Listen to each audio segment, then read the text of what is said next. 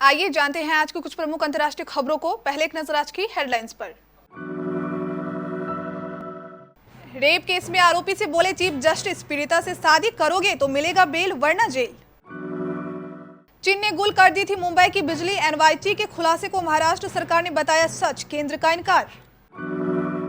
पंजाब के सीएम अमरिंदर सिंह की principal adviser बने चुनावी रणनीतिकार प्रशांत किशोर, कैबिनेट मंत्री का मिला दर्जा। वैक्सीन लगवाने के बाद नर्स से बोले पीएम नरेंद्र मोदी, लगा भी दी पता भी नहीं चला। ममता से मिले तेजस्वी, टीएमसी को दिया पूर्ण समर्थन, कहा बंगाल में भाजपा को सत्ता में आने से रोकेंगे। राहुल गांधी का अलग अंदाज, तमिलनाडु दौरे पर कांग्रेस नेता स्टूडेंट्स के साथ डांस करते नजर आए। आंदोलन के बीच किसान संयुक्त किसान मोर्चा ने 100 रुपए किलो दूध को लेकर जनता को दी राहत की खबर। अनुमान से अधिक की धनराशि एकत्र, अब विदेश से भी दान लेगा श्री राम जन्मभूमि तीर्थ क्षेत्र ट्रस्ट। आंखों की सर्जरी के बाद अमिताभ बच्चन ने लिखा ब्लॉग, अपनी गलतियों के लिए फैन से कही ये बात। T20 वर्ल्ड कप 2021 को लेकर आश्वासन चाहता था पाकिस्तान, बीसीसीआई अधिकारी ने लताड़ा।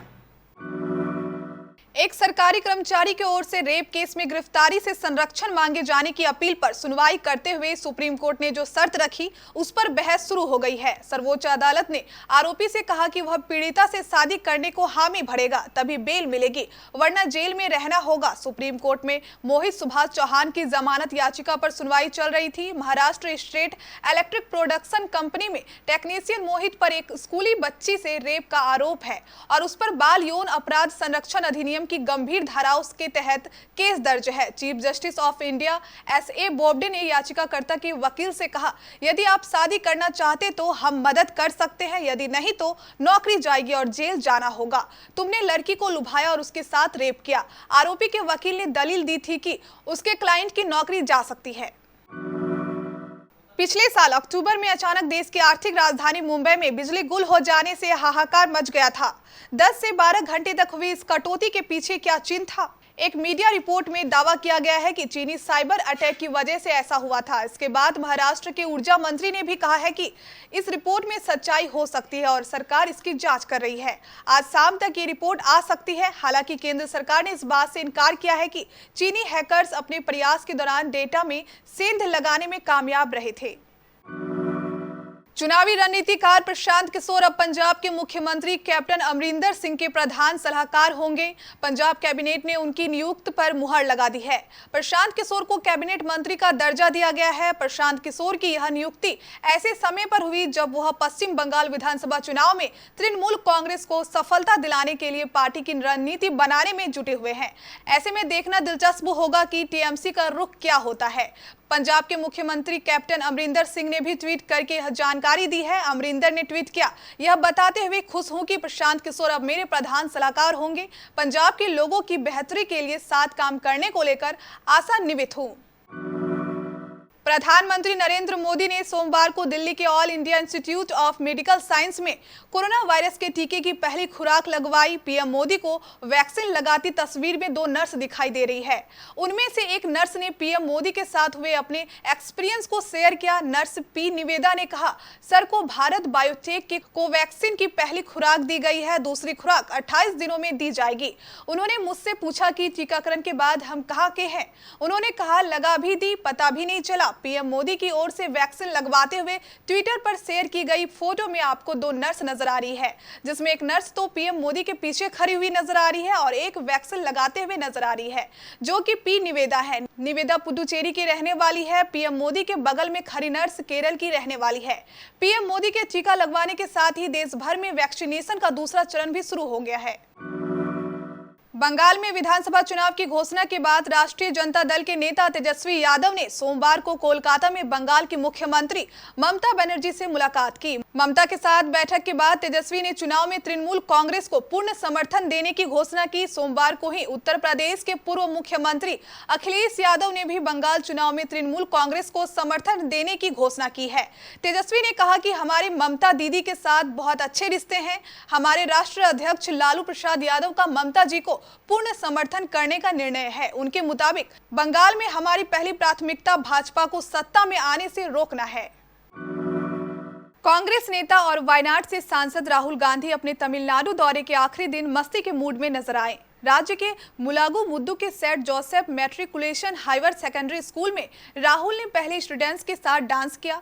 इसके बाद उन्होंने छात्रों को अकीडो की ट्रेनिंग भी दी। उन्होंने यहाँ पुशअप भी लगाए। बाद में बोले, इसे थोड़ा टफ बनाते हैं और अब एक हाथ से पुशअप लगाते हैं। इससे पहले राहुल ने कन्याकुमारी में रोड शो किया। इस दौरान उन्होंने बीजेपी और केंद्र सरकार पर निशाना साधा। उन्होंने कहा कि प्रधानमंत्री नरेंद्र मोदी के मन में तमिल के लोगों के प्रति सम्मान नहीं है।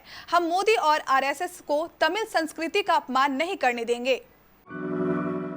दूध को 5 दिन तक नहीं बेचने और उसके बाद 100 रुपए किलो दाम करने के फैसले से संयुक्त किसान मोर्चा ने पल्ला झाड़ लिया है। कृषि कानूनों को लेकर चल रहे किसान आंदोलन के बावजूद केंद्र किसानों की बात नहीं मान रहा। इसके चलते किसानों की तरफ से लगातार कई फैसले लिए जा रहे हैं। इसी के तहत कुछ दिन पहले खबर आई थी कि किसान दूध का दाम बढ़ाएंगे। दूध का दाम 100 रुपए किलो करने की बात कही गई थी। हालांकि अब संयुक्त किसान मोर्चा ने इसे गलत बताया है। मोर्चा का कहना है कि यह खबर अफवाह से ज्यादा कुछ नहीं है। दूध के दाम बढ़ाने की खबर में कोई सच्चाई नहीं है।